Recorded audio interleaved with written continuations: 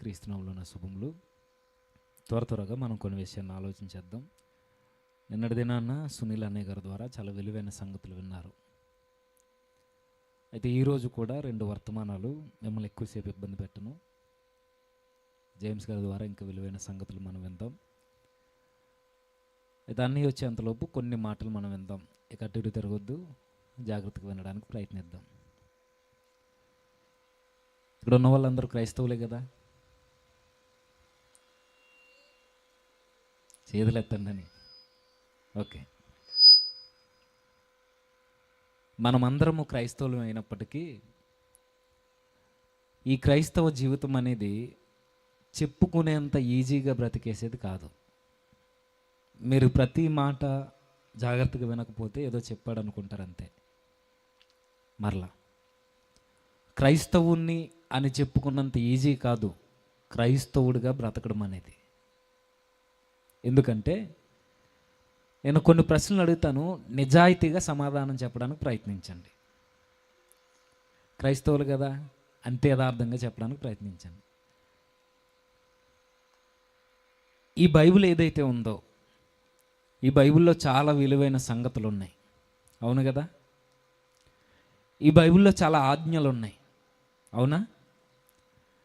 ఈ బైబిల్లో మనిషిని బాగు చేసే మాటలు ఎన్నో ఉన్నాయి, ఉన్నాయా లేదా? చెప్పండి మరి. అయితే ఈ గ్రంథం చెబుతుంది ఒక మనిషి మానవత్వం కలిగి ఎలా జీవించాలో, దేవుని పక్షాన నిలబడి సమాజ శ్రేయస్సు కొరకు మన బ్రతుకుని ఎలా కట్టుకోవాలో ప్రతి విషయాన్ని గ్రంథం చెబుతుంది. అయితే ఈ గ్రంథం విలువైనది, ఈ గ్రంథం చాలా శ్రేష్టమైనది, మానవుల యొక్క మేలు కోరే గ్రంథం ఇది. ఇప్పుడు ప్రశ్న ఏంటంటే,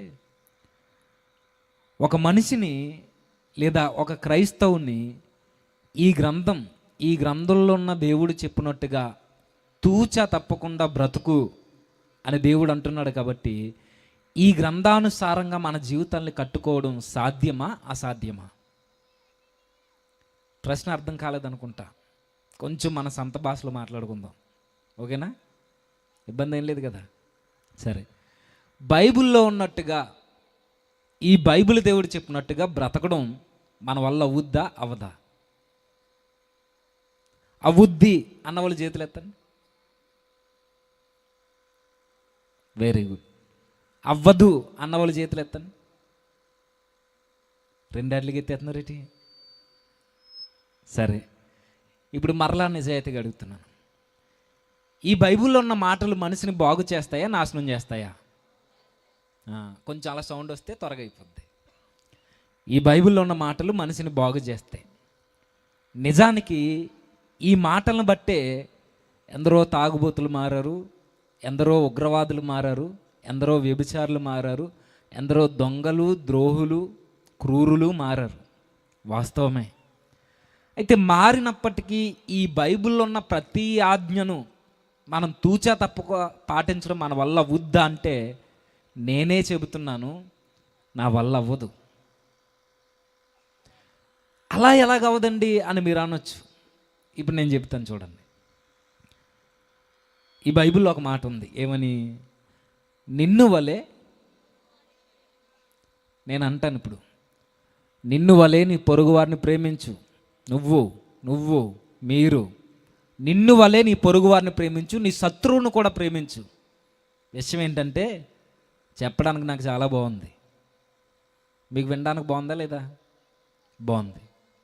నెక్స్ట్, మోహపు చూపు చూడొద్దు యవనస్తులారా, వ్యభిచారాల జోలికి పోవద్దు, అబద్ధాలు ఆడొద్దు.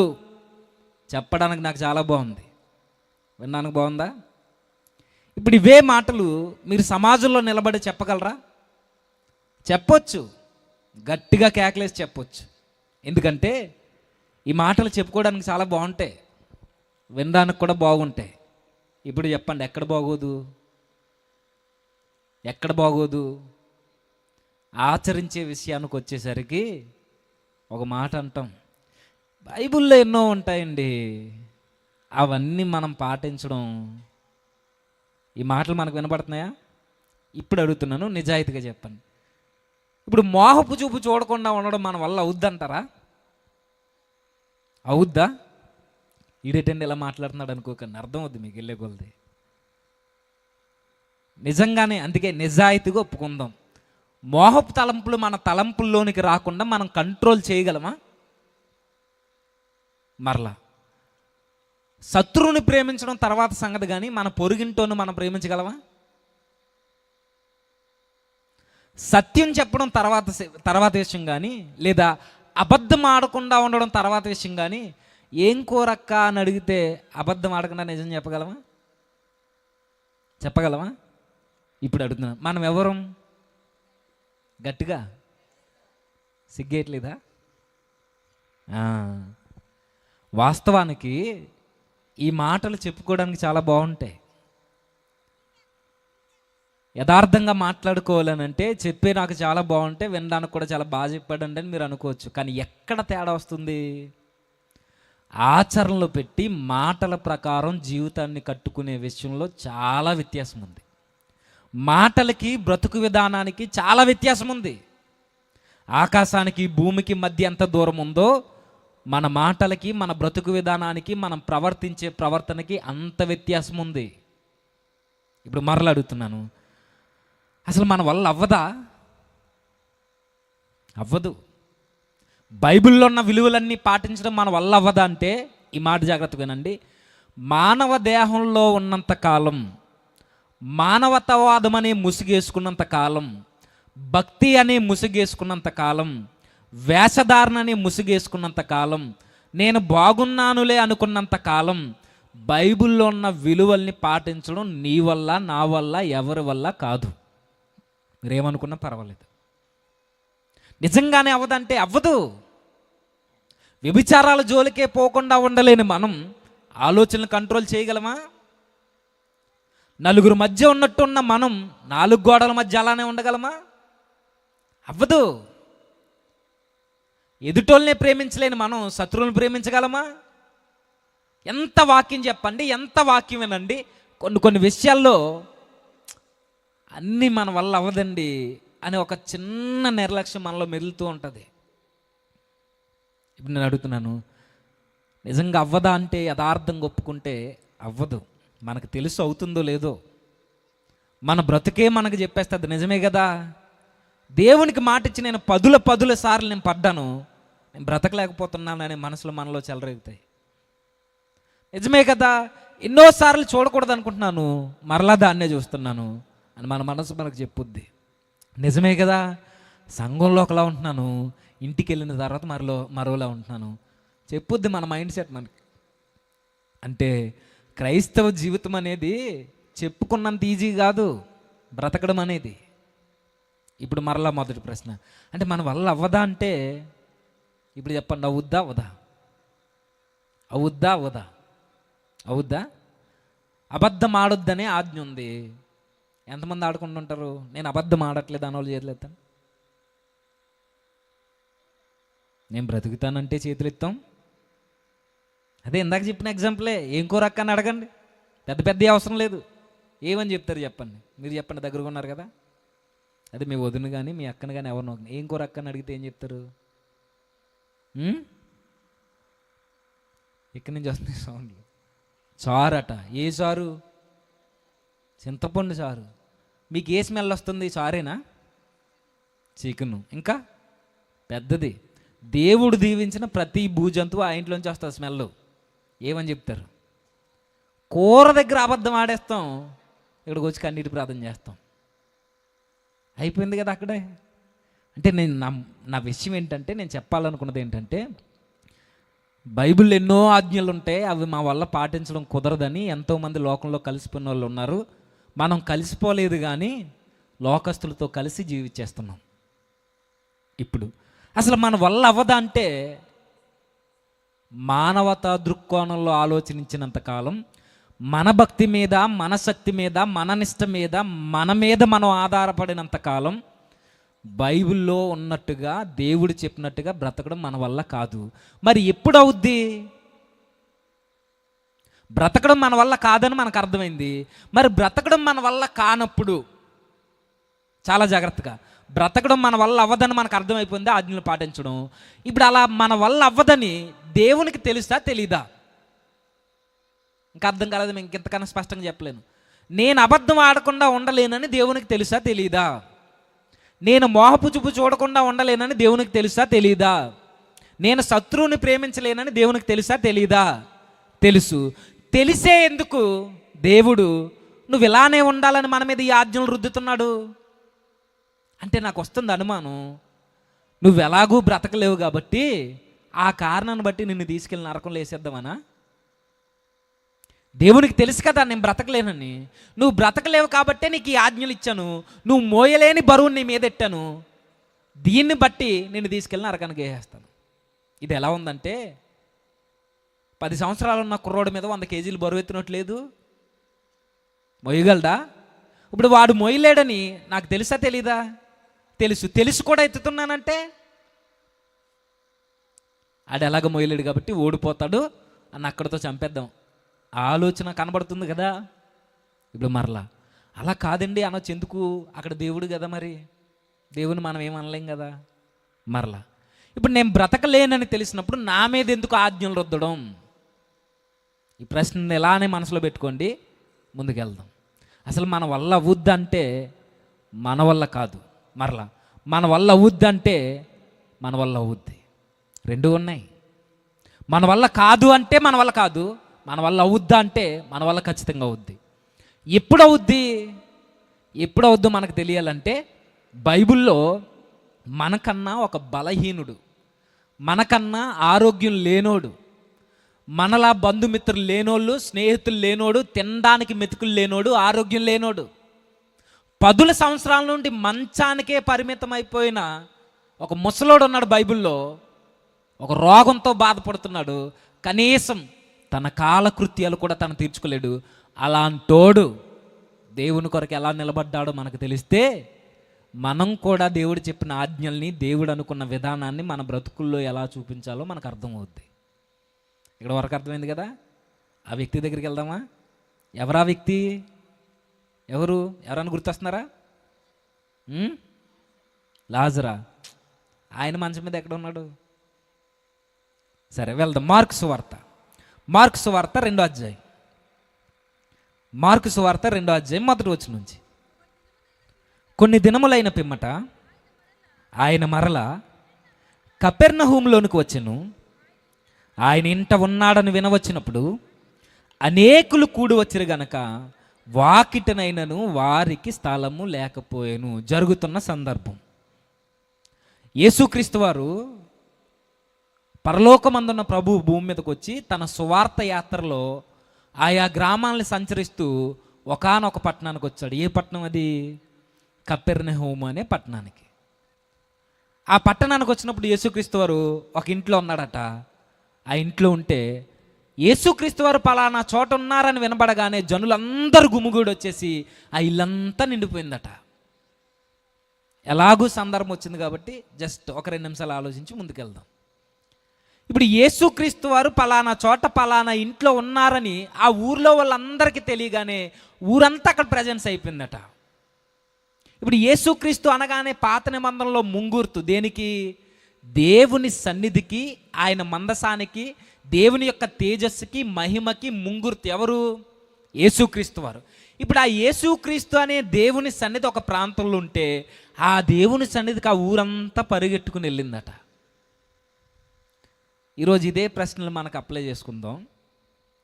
ఇప్పుడు యేసుక్రీస్తు లేదా లిటరల్గా భౌతికంగా ప్రభు మన మధ్య లేకపోవచ్చు, కానీ ఆ ప్రభు యొక్క వాక్కులు వినబడే ఒక స్థలం ఉంది.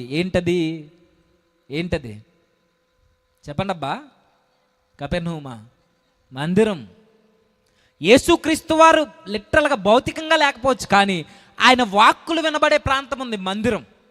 ఇప్పుడు యేసుక్రీస్తు వారు మాటలు వినడానికి ఆయన సన్నిధి దగ్గరికి జనులందరూ పరిగెట్టుకొచ్చారు. ఇప్పుడు మనం క్రైస్తవులేం కదా. ఏ రోజైనా దేవుని సన్నిధికి తూచా తప్పకుండా మన జీవితంలో ప్రాధాన్యతనిచ్చామా? ఈ మాట అంటున్నందుకు బాధపడకండి. నా కుటుంబాన్ని అసలు దేవుడు పట్టించుకుంటా లేదండి, నా కొడుకు నా మాట వినట్లేదండి, నా కూతురు నా మాట వినట్లేదు, మా ఆయన తాగుడు మానట్లేదు, నా గృహంలో ఉన్న బాధలన్నీ అలానే ఉన్నాయి, అసలు ఆ దేవుడు పట్టించుకుంటున్నాడా లేదా అని రొమ్ములు బాదుకుంటూ వచ్చి అయ్యా ప్రార్థన చేయండి అయ్యా అని రొమ్ములు బాదుకుంటారు కదా. ఇంత రొమ్ములు బాదుకున్న దేవుడు ఎందుకు నీ జీవితంలో కార్యాలు జరిగించట్లేదు? ఎందుకు నీ కుటుంబంలో దేవుని యొక్క శక్తి ప్రవాహంలో ప్రవహించట్లేదు? కారణం ఎందుకు? నీ కుటుంబంలో అన్ని కుటుంబాల్లో ఉన్నట్టుగా నీ కుటుంబంలో ఎందుకు శాంతి సమాధానం లేదు?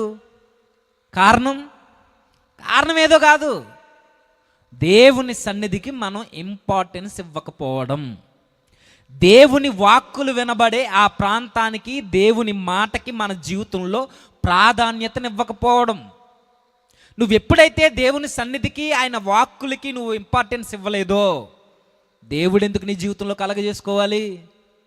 మీరు అనుకోవచ్చు, నేను దేవునికి 10,000 ఇచ్చాను, నా జీవితంలో కాబట్టి ఎవరి జీవితంలో కలగజేసుకుంటాడని. నేను దేవునికి 1,00,000 రూపాయలు ఇచ్చాను, నేను పాటలు బాగా పాడతాను, ప్రార్థన బాగా చేస్తాను, నేను కాకపోతే ఇంకెవరికి దేవునికి నచ్చుతాను, దేవుడు నా కుటుంబంలో అంటాడంటే నేను అడుగుతున్నాను, నీ పాట, నీ 10,000 దేవునికి అవసరమా? నా ప్రసంగం, నా ప్రార్థన దేవునికి ఏమన్నా ఘనత ఇస్తుందా? ఏమీ లేదు. మరి దేవుడు మన జీవితాల్లో కలగజేసుకోవాలంటే ఏముండాలి? మొట్టమొదటిగా ఈ వచనం చెప్పకనే చెబుతుంది, దేవుని యొక్క సర్వాతీత శక్తి మన కుటుంబాల్లో ప్రవహించి కార్యాలు జరిగించాలి అని అంటే, మన జీవితాలు బాగుపడాలి అని అంటే, మన కుటుంబాలు కట్టబడాలి అని అంటే, ముందు మనం దేవుని సన్నిధికి ప్రాధాన్యతనివ్వడం నేర్చుకోవాలి. ఏ రోజైనా ఇచ్చామనుకుంటారు కానీ చెబుతున్నాను చూడండి. 10 గంటలకు ఆరాధన జరుగుద్ది అనుకోండి, మీకు ఎన్ని గంటలకు నాకు తెలియదు, 10 గంటలకు జరుగుతుంది అనుకోండి, మనకి ఎన్ని గంటల నుండి అనౌన్స్మెంట్ వినబడుతుంది? ప్రతి చోట చెప్పే ఎగ్జాంపుల్ ఇక్కడ చెప్తున్నా. 10 గంటలకు ఆరాధన అంటే ఎన్ని గంటల నుండి మనకి ఆ అనౌన్స్ వినబడుతుంది, ప్రకటన? మా ఊర్లో అయితే 6 గంటలకు స్టార్ట్ అయిపోద్ది. 6 గంటలకి ఏమని ప్రకటన? ప్రియమైన దేవుని పిల్లలారా, మీ పనులను, చెప్పండి, ఏం తెలియను నా మొక్కలు ఎందుకు చూస్తారు, మీ పనులను త్వరగా ముగించుకుని దేవుని సన్నిధికి మీరు రావాలి. ఇదే కదా ప్రకటన. ఎన్ని గంటలకి? 6 గంటలకి, 7 గంటలకి, 8, మళ్ళీ సండే స్కూల్ మధ్యలో 8:30కి, 9 గంటలకి, మళ్ళీ 10 గంటలకి. అయిపోయిందా? మళ్ళీ ఎప్పుడు వినబడుతుంది? 10:30కి, 11, 11:30, 11:15, 12 గంటలకు దైవజనులు ఇలా మైకు పట్టుకుని ఇదే చివరి ప్రకటన. ప్రియమైన దేవుడు, ఆయన మనసులో ఉన్న మాట అందరు కాదు, జస్ట్ అంటున్నాను, మనం ప్రియమైన దేవుని పిల్లలం కాదని ఆయనకి తెలుసు. పిశాచుల్లారా అనలేక, ప్రియమైన దేవుని పిల్లలారా, మీ పనులను త్వరగా.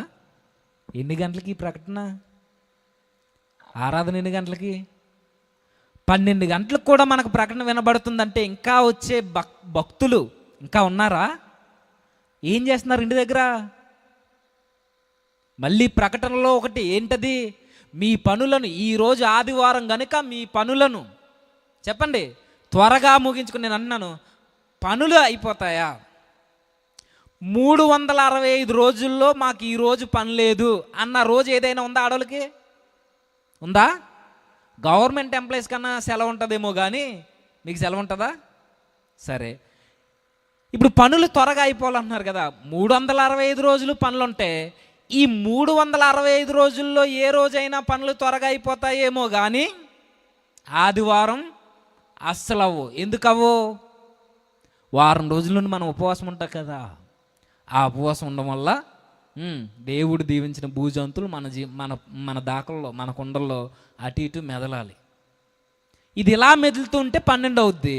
12 అయ్యేసరికి వస్తున్నావా అక్క అని ఇప్పుడు బయలుదేరద్ది 9:30కే. 5 తిరుగుతుంది. ఇలా రారు ఇక్కడ చర్చికి. ఇలా వస్తే 5 నిమిషాలు ఇలా రారు. ఆ పక్కింటికి వెళ్ళి, ఆ పొరిగింటికి వెళ్ళి వస్తున్నావా అక్క అంటే ఇంకా తల దూకుంటుంది పెద్దమ్మ. వస్తున్నావా వదిన అంటే ఇంకా స్నానం చేస్తున్నాను, నువ్వు నడిచి అంటే సరేలే ఉంటానంటే 12 అయిపోద్ది. 9:30కి బయలుదేరి నీ పెద్దమ్మ 11:30, 12 గంటలకు వస్తుందంటే మధ్యలో ఏమైంది? ఆ చుట్టాలను అందరినీ పలకరించుకుని వచ్చేవాళ్ళు కొంతమంది, 12 గంటల దాకా వంట కార్యక్రమం పెట్టుకునే వాళ్ళు కొంతమంది, 10 గంటలకు లేసేవాళ్ళు మరి కొంతమంది. ఎప్పుడు ఇదంతా ఆదివారమే కదా. అంటే మన ప్రవర్తన చెప్పట్లేదా దేవుని వాక్యము, దేవుని సన్నిధి అంటే నీకు ఎంత నిర్లక్ష్యమో? మరి ఎట్టా కుదురుద్ది? దేవుని కార్యాలు మన జీవితంలో జరగాలంటే ఎట్లా అవుతాయి? అవ్వదు. దేవునికి మనం ప్రాధాన్యతనివ్వనప్పుడు దేవుడు ఎందుకు మన కుటుంబాలను పట్టించుకోవాలి? దేవుని సన్నిధికే మనం సమయానికి రాలేనప్పుడు ఆజ్ఞలు పాటించడం తర్వాత సంగతి, ప్రధానమైనది ముందు దేవుని వాక్కులు వినబడే సన్నిధికే మనం ప్రాధాన్యత ఇవ్వకపోతే దేవుడు ఎందుకు మన జీవితాల్లో కార్యాలు జరిగించాలి? చేయడైనా వస్తారంటే తాబేల్లో నడుచుకుంటా రావడం. చిన్నప్పుడు ఒక యాడ్ వచ్చేది, ఏమని?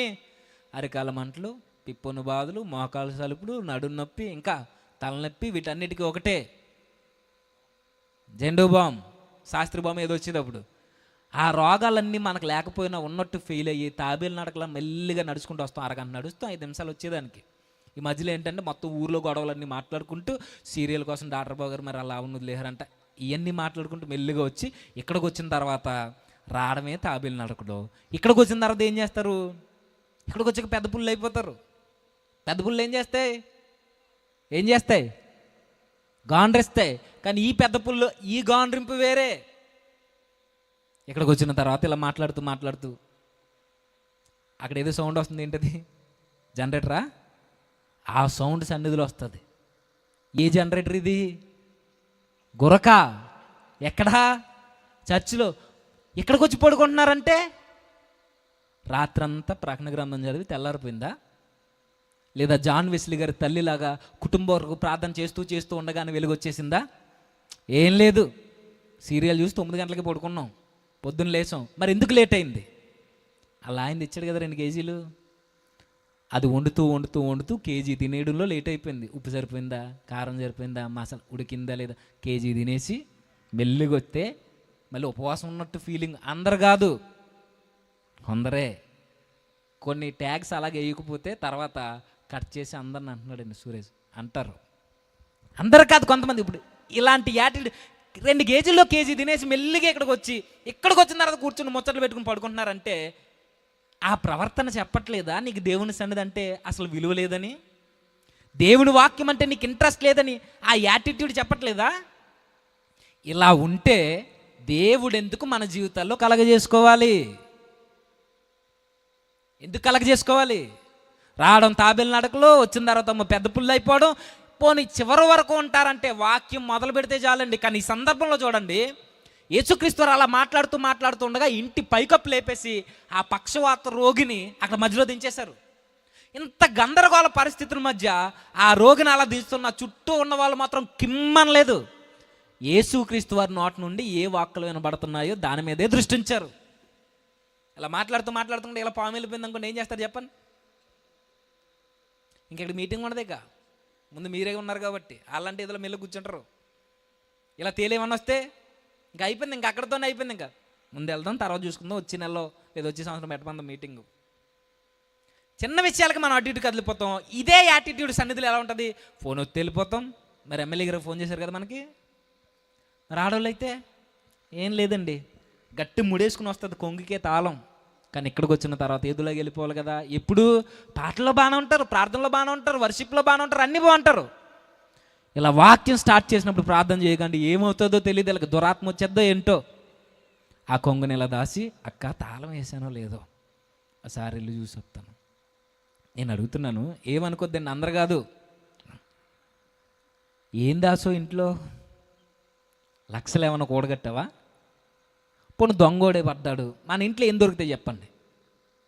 రాలిపోయిన తలంటుకులు దొరుకుతాయి, అంతేనా? ఏం దొరుకుతాయి మన ఇంట్లో? తోమన గిన్నెలు దొరుకుతాయి. ఏం దొరుకుతాయి? లక్షలు ఏమన్నా దొరుకుతాయి? గట్టుకుంటే 10 ఏళ్ళు కన్నా ఎక్కువ ఉండవు మన ఇంట్లో, అంతకన్నా ఎక్కువ ఉంటే చచ్చికిరాం, అంతేనా? దీని కొరకు తాళం వేసానా లేదా, అన్నం కొండ కట్టానా లేదా, గ్యాస్ కట్టానా లేదా?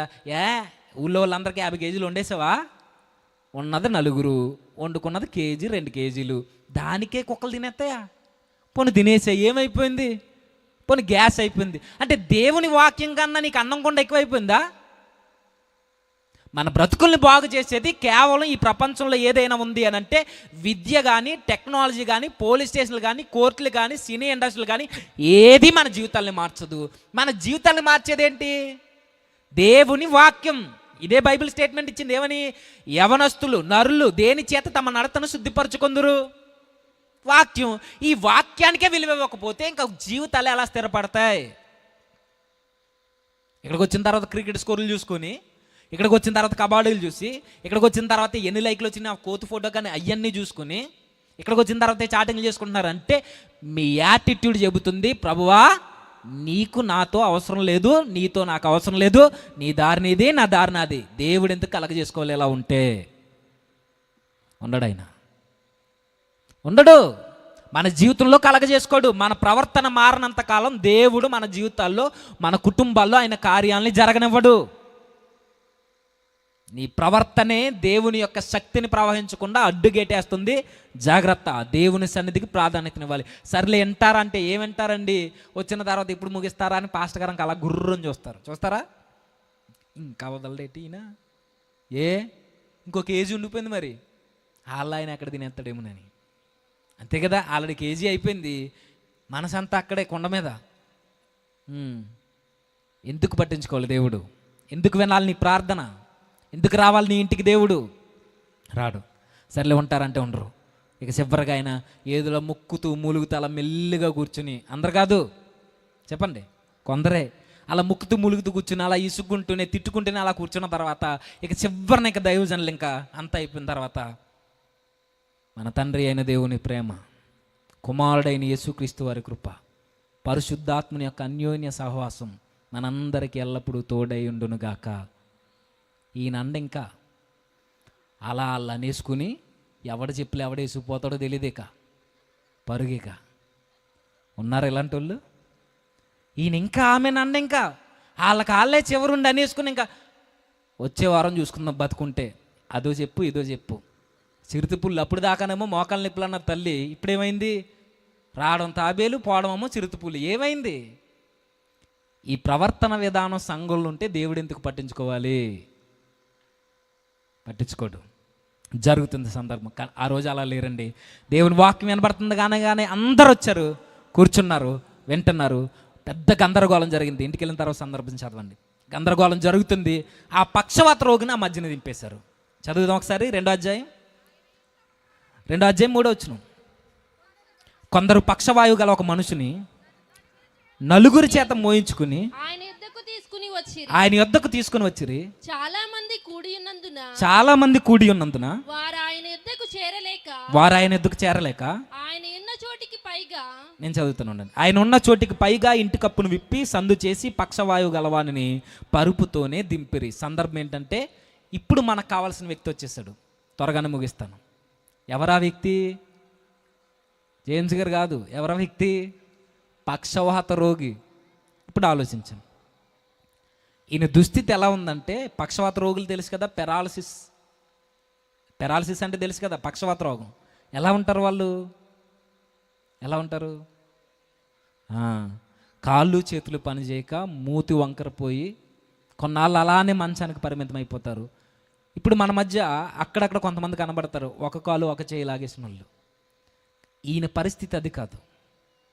2 కాళ్ళు 2 చేతులు పని చేయక మంచానికే పరిమితం అయిపోయాడు. మూతి వంకరపోయి ముసలోడైపోతున్నాడు. 10 సంవత్సరాల మంచం మీద అలా పరిమితం అయిపోయాడు. ఇలాంటి వాడిని ఎవరన్నా పట్టించుకుంటారండి? అన్నీ బాగుండి ఆరోగ్యం ఉన్న తల్లిదండ్రులే ఈరోజు కన్న కొడుకులకు బరువైపోతున్న కాలం ఇది. ఈరోజు జస్ట్ కొంచెం జ్వరం వస్తేనే మంచాన్ని తీసుకెళ్ళి బాత్రూమ్ పక్కన వేసేసే కొడుకులు ఉన్న కాలం ఇది.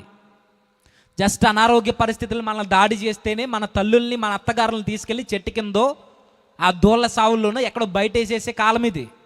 కొంచెం చదువుకున్న వాళ్ళు అయితే తీసుకెళ్ళి రోడ్డు మీద వదిలేస్తున్నారు. ఇంకొంచెం డబ్బులు ఉన్న వాళ్ళు అయితే తీసుకెళ్ళాము అనాథాశ్రమాలు వదిలేస్తున్నారు, వృద్ధాశ్రమంలో. ఈరోజు ఎలా ఉంటే 2000 సంవత్సరాల క్రితం ఈయన పరిస్థితి ఎలా ఉండుంటుంది?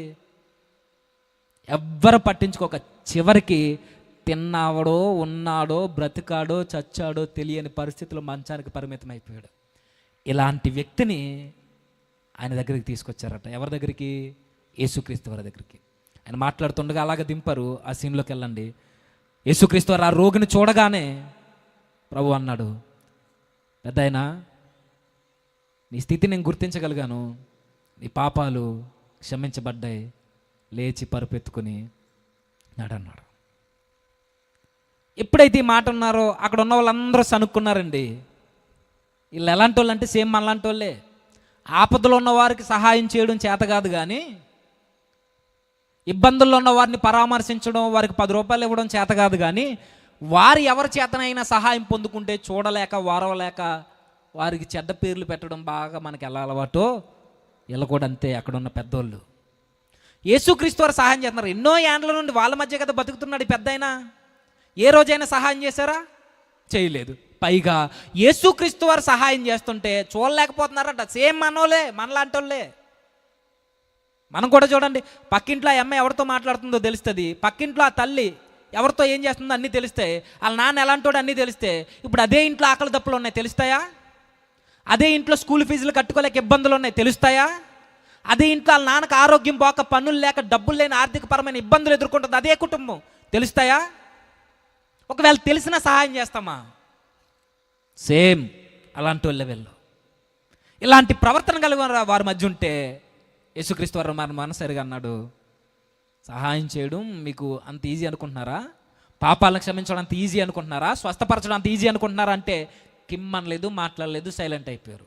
నేను కూడా ఒక మాట చెప్తున్నాను, ఎదుటోళ్ళకి సహాయం చేసే పరిస్థితులను దేవుడు మనకి ఇచ్చాడు అనుకోండి, మనకు ఒక ఉన్నతమైన స్థానాన్ని 4 రూపాయలు మన చేతుల్లో పెట్టి చక్కటి ఆరోగ్యాలు మనకి ఇచ్చాడంటే నువ్వే బాగుంటావని కాదు, నీ పక్కన ఉన్న వాళ్ళకి నువ్వు ఆశీర్వాద కారణంగా ఉండి నీ దగ్గర ఉన్న 100 రూపాయల్లో కనీసం 1 రూపాయి పేదోడికి సహాయం చేస్తావని, నీ ఇరుగు పొరుగు వారికి.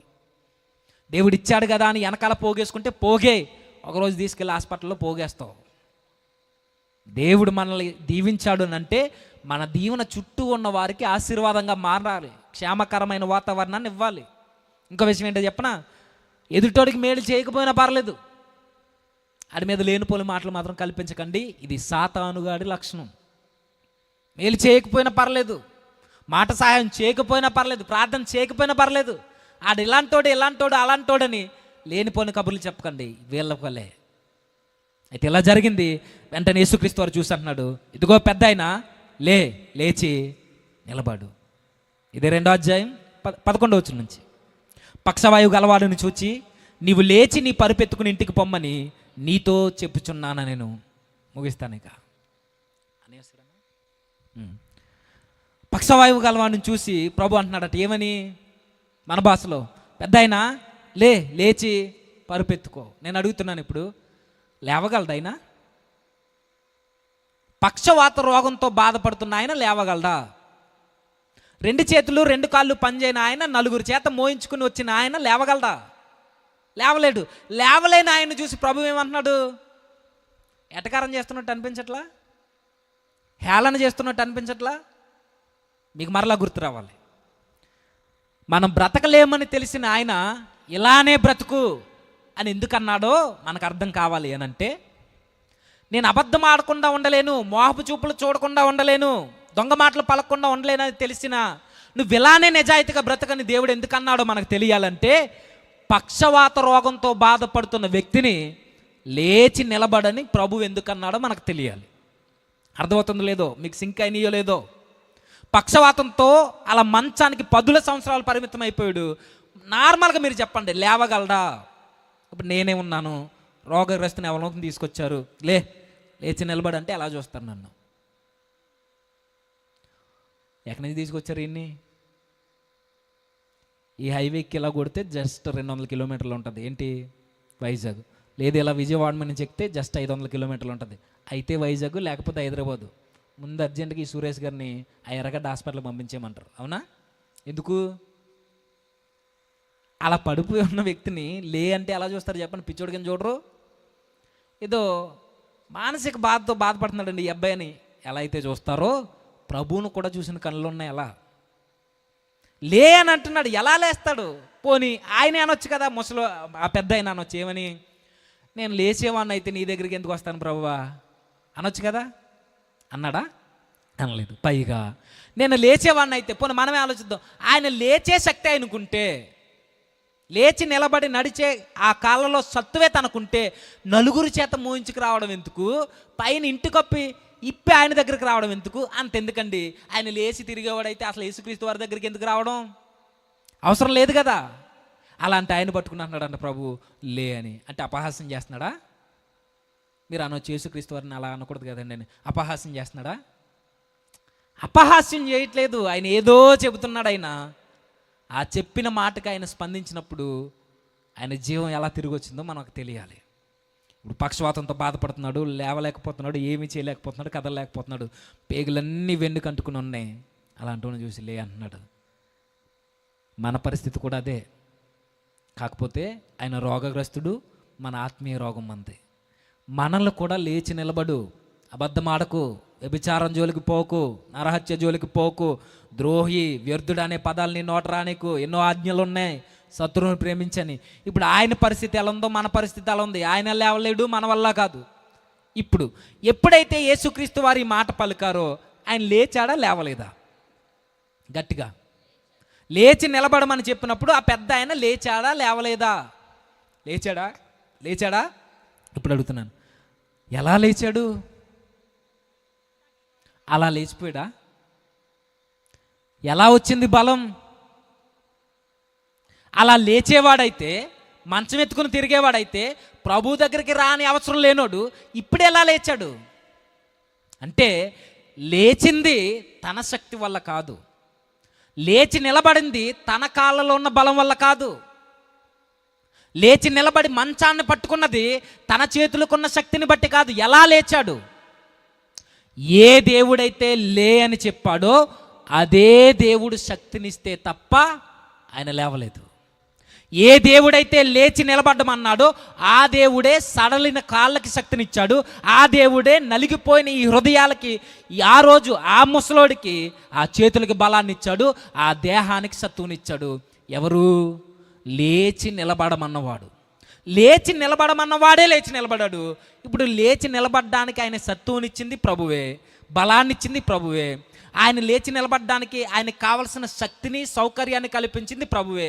అయితే లేచి నిలబడమనగానే లేవడానికి సత్తువునిచ్చింది ప్రభువే. అయినా ఆ ముసలాయన చేసిన పని ఒకటి ఉంది. ఏంటది? ఏం చేశాడు అయినా? మొట్టమొదటిగా ఏం చేశాడు ఆయన? ఏం చేశాడు కరెక్ట్గా చెప్పండి, గిఫ్ట్ ఇస్తాను, త్వరగా ముగించేస్తాను. యేసుక్రీస్తు వారు లేచి నిలబడి పరుపెత్తుకో అనగానే ఆయన ఏం చేశాడు? విశ్వాసం ఉంచాడు. ఓకే, దానికన్నా ముందు ఆయన లేచి నిలబడడానికి ప్రధానమైన కారణం ఉంది అక్కడే.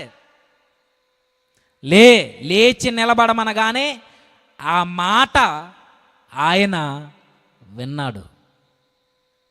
విశ్వాసం ఉంచక మునుపు, తక్షణమే లేవక మునుపు ఆ మాట విన్నాడు, మాటకి విధేయుడైపోయాడు.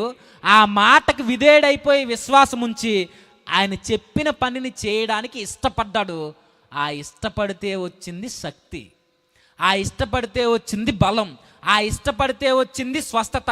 ఆ మాటకి విలువనిచ్చి విన్న మాటని ఆచరణలో పెడితే వచ్చిందే ఆయన పోయిన మరలా ఉద్యమం. ఏది? రివైవల్ మీటింగ్సే కదా ఇవి. రివైవల్ అంటే, ఉద్యమం అంటే పోయిన దానిని తిరిగి స్వతంత్రించుకోవడం, మనం కోల్పోయిన దానిని తిరిగి పొందుకోవడం. ఏం కోల్పోయాడు ఈయన? శక్తి కోల్పోయాడు, బలాన్ని కోల్పోయాడు, ఆరోగ్యాన్ని కోల్పోయాడు. ఇప్పుడు ఏమొచ్చింది? యేసుక్రీస్తు వారి మాట విని విధేయుడే విశ్వాసం ఉంచడం వల్ల పోయిన దానిని మరలా తిరిగి స్వతంత్రించుకున్నాడు. అది ఉద్యమం అంటే.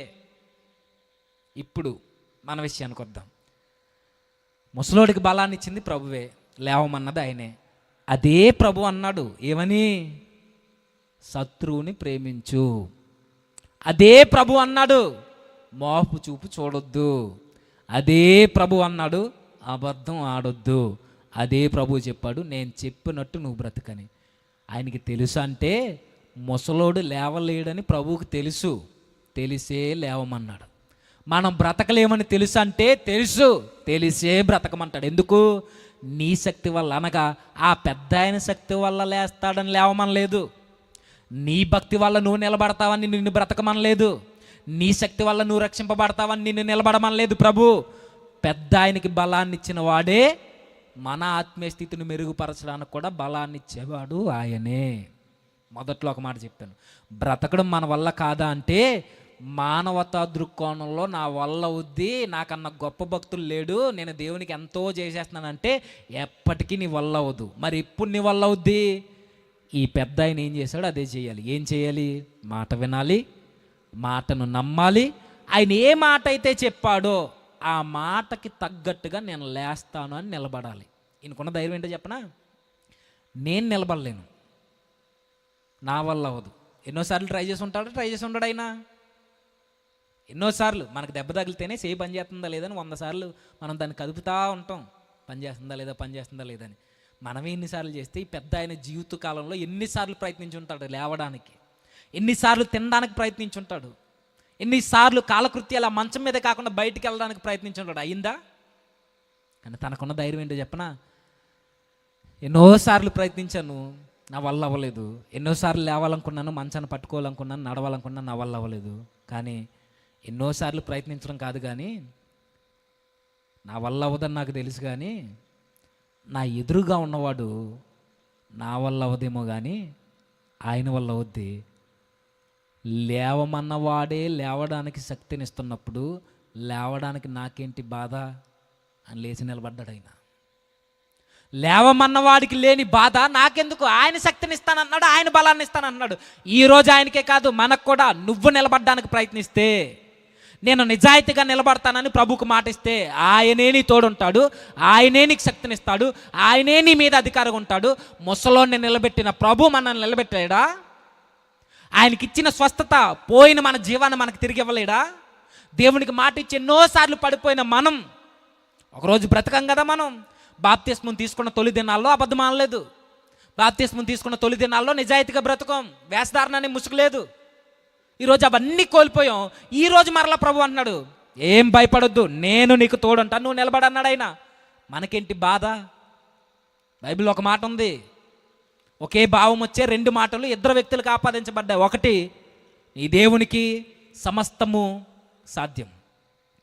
మన దేవునికి అసాధ్యమైనది ఏదీ లేదు. ఇదే భావం, ఇదే మాట మరొక వ్యక్తికి వాడబడింది. ఎవరికి? మనకే, విశ్వాసికి, నమ్మువానికి సమస్తము సాధ్యం. ఈ పెద్ద ఆయన నమ్మాడు, నిలబడలేనోడు నిలబడి చూపించాడు. ఈరోజు మనం పూర్తిగా దేవుని మీద ఆధారపడట్లేదు కాబట్టి నా వల్ల అవదు, బైబిల్లో ఎన్నో ఉంటే ఈ మాటలన్నీ ఎందుకు వస్తున్నాయి? దేవుని యొక్క శక్తి మన జీవితంలో ప్రవహించకుండా చేసేస్తున్నాం మన అపనమ్మకం ద్వారా. ఒక విశ్వాసకి అసాధ్యమైనది ఏది లేదు. దేవునికి వాడబడిన పదమే మనకు వాడబడింది. ఆయనకి అసాధ్యమైనది ఏది లేదు. ఆయన మీద ఆధారపడి ఆయన నమ్ముకున్న వ్యక్తులకు కూడా అసాధ్యమైనది ఏది లేదు. మనం జయించగలం, మన వల్ల అవుద్ది, అబద్ధం ఆడకుండా ఉండగలం, సహోదరునేటి శత్రువును కూడా పిలిచి భోజనం పెట్టగలం. ఎప్పుడు? దేవుడు మనకు తోడున్నప్పుడు. మన జీవితంలో కార్యాలు జరగాలన్నా దేవుడు మనకు తోడుండాలి, పాపాన్ని జయించాలన్నా దేవుడు మనకు తోడుండాలి, ఏది చేయాలన్నా దేవుడు మనకు తోడుండాలి.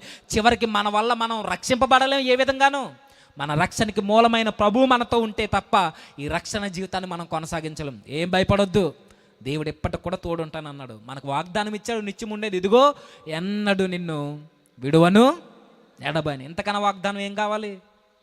కాకపోతే మన క్రియలు బట్టి చెప్తున్నాం, మనం ప్రార్థన కూడా చేస్తాం. ఒక్క అవకాశం ఈ ప్రభువా, ఈసారి సాతాను కానీ చెదకు దొక్కేస్తాను అంటావు. ఏం దొక్కేస్తావు? నిన్ను దొక్కేస్తాడు. సాతాను కన్నా బలవంతులు మనం అవ్వదు. అది కాదు ప్రార్థన. నా వల్ల అవ్వదు ప్రభువా, నీ పరిశుద్ధాత్మ శక్తిని నాకు అనుగ్రహించు, నీ పరిశుద్ధాత్మను నాకు సహాయకునిగా ఉంచు, అప్పుడు నేను జయించగలను. మనం ఎప్పుడు జయించగలమంటే లోకంలో ఉన్నవాడి కన్నా గొప్పోడు మనలో ఉంటేనే మనం జయించగలం. ఈరోజే దేవుని కొరకు నేను నీతిగా బ్రతకాలి, దేన్నైనా జయించడానికి ఇష్టమంటే బయట ఉన్న ప్రభువుని లోపలికి ఆహ్వానించి తడుతున్నాడేమో. ఆ బయట ఉన్నవాడిని సాతానుగానే జయించాలంటే లోపల ఉన్న మన ఉల్లాసాన్ని, మన ఆనందాన్ని, మన హృదయాన్ని సంతృప్తిపరిచే ప్రతి నీచమైన కార్యాన్ని బయటికి తోలి ప్రభువుని జీవితంలోకి ఆహ్వానించి అప్పుడు చెప్పు, దేవా నువ్వు నాతో ఉంటే నేను దేన్నైనా జయించగలను. ముసలోడే నిలబడ్డాడు, మనం ఎంతండి? మనం నిలబడలేమా? ఆయనకే తోడుంటే ఆయనే నిలబడ్డా, లేవలేనోడు మనం నిలబడలేము. మనకు ఆరోగ్యం బాగుంది, 3 పూట్ల చక్కగా తింటున్నాం, కుటుంబాలు బాగున్నాయి, మంచి జీవితం ఉంది, మనం నిలబడలేమా? పక్షవాత రోగే లేచి నిలబడితే మనకు రోగాలు రాలేదు, మనం ఎందుకు నిలబడలేం? ఎప్పటికీ నిలబడలేనంటే నేను ఈ మాట అంటాను, పక్షవాతం వచ్చింది ఆయనకి కాదు, మనకి. నిలబడలేనోడు ఆయన కాదు, మనం. ముసలోడు చెప్తున్నాడు, నీ వల్ల అవ్వాలంటే నీ వల్ల అవ్వదు, దేవుడు నీతో ఉంటే నీ వల్ల అవుద్ది. అందుకే ప్రభువుని ఆహ్వానించాలి. కుటుంబాలు బాగోవాలన్నా ప్రభువే ఉండాలి, జీవితాలు కట్టబడాలన్నా ప్రభువే ఉండాలి. ఆయన రాజ్యాన్ని, నీతిని మొదట వెతుకుతూ ఉంటే ప్రభువు మన వెనకాల మనకు కావాల్సిన కార్యాలన్నీ చేసుకుంటూ వస్తాడు. అదే కదా రెఫరెన్స్ మనం చదవం. అదే, దేవుడు మనతో ఉంటే సమస్తము సాధ్యమే, మన వల్ల అవుద్ది. తలవంచండి, ప్రార్థన చేద్దాం.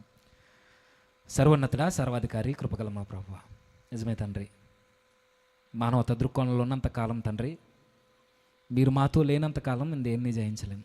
మీరు మాతో ఉంటే సర్వాన్ని మేము జయించగలం. అంటే కృపను మాకు అనుగ్రహించండి.